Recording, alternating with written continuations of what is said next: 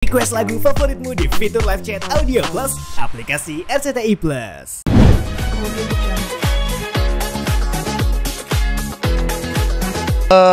Ya ini adalah pasti pilihan yang terbaik dari pelatih baru kita, Patrick Kluivert, dengan timnya. Timnya kalau menurut gue sih kuat banget ya, dari direktur teknik dengan sampai pelatih fisik. Dan kita juga ada pelatih, asisten pelatih juga dari kita juga dari lokal ya, dan ada pelatih fisik juga lokal yang menurut gue semoga cepat padu. Gue gini, ini kan mereka berkumpul hanya sebentar ya, berlatih cuma sebentar dengan sistem yang gue nggak ngerti nih, Patrick Kluivert akan menggunakan sistem yang baru atau gimana, tapi yang pasti tidak akan terlalu sulit untuk mereka untuk bisa padu dulu deh. Ini yang paling penting sih kalau menurut gue ya.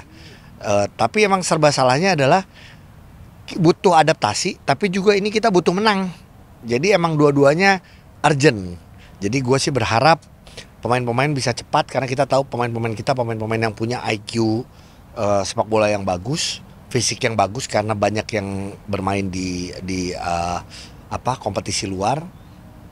Semoga chemistry-nya bagus, fisiknya berjalan dengan baik. Apa yang ini jadi kita bisa ambil harapan besar sih sebenarnya, bisa ngambil poin 3 di Australia, bisa ambil poin 3 di Indonesia. Tapi kalau kita sampai cuma bisa seri aja sama Australia, udah bersyukur sih kalau menurut gue. Tapi Bahrain kita harus ambil.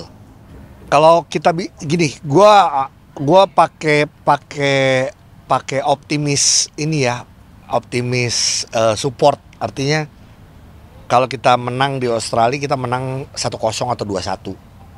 Tapi kalau Bahrain kita bisa menang selisih 2 lah, 2-0 atau 3-1 bahkan gitu.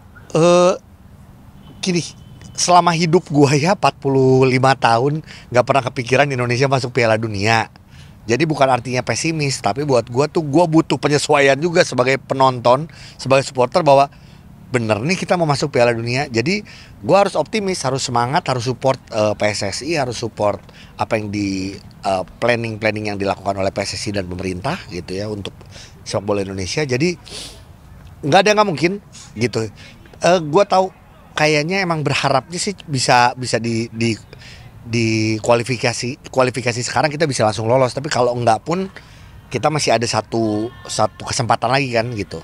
Jadi menurut gue kalau skenario terbaiknya adalah kita bisa langsung lolos gitu. Cuman kalaupun enggak ya di berikutnya. Dan buat gue untuk lolos ke Piala Dunia, gue sih pengen ya, maksudnya gue selama gue hidup gitu loh.